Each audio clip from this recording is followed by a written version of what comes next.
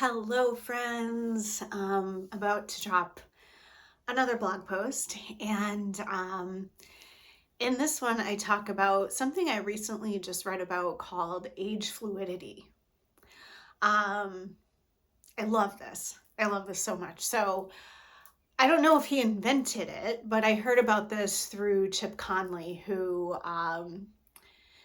is definitely one of my professional influences. He's kind of the father or the grandfather of midlife awakenings. He runs the Modern Elder Academy, a place I would like to go someday if I ever have the financial resources to do so. But anyway, that's a whole other topic.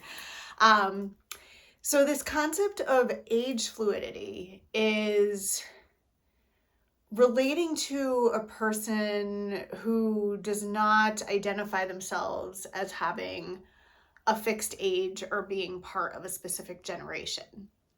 So, yes, we all have an age, right? We were born in a year, and that gives us an age.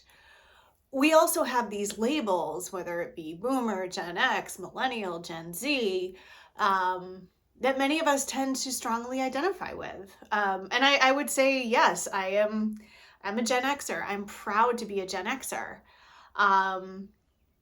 But I think there's a way to identify with that label without getting so wrapped up in the stereotypes or the rules or the beliefs.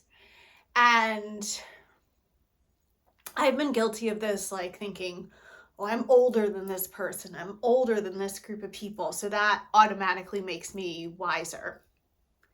Perhaps. Maybe I have more life experience or different life experience that could be accounted for.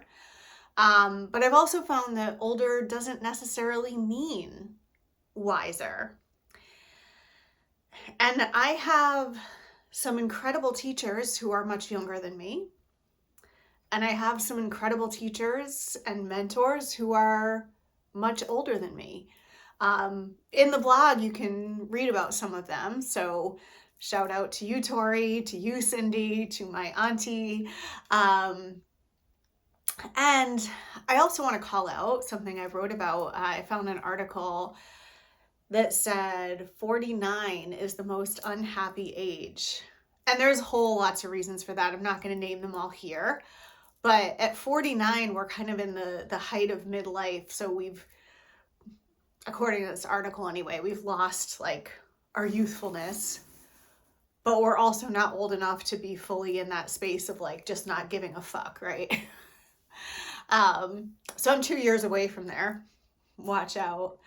But I refuse to tie myself to that. And if I think about the different generations, like there are things like, I may be a little bit like a boomer because I like to read an actual newspaper on a Sunday morning. That means a lot to me. And I may be a little bit millennial because this thing that I'm recording this on is actually a phone. And when it rings, I'm like, ugh, what the fuck is that?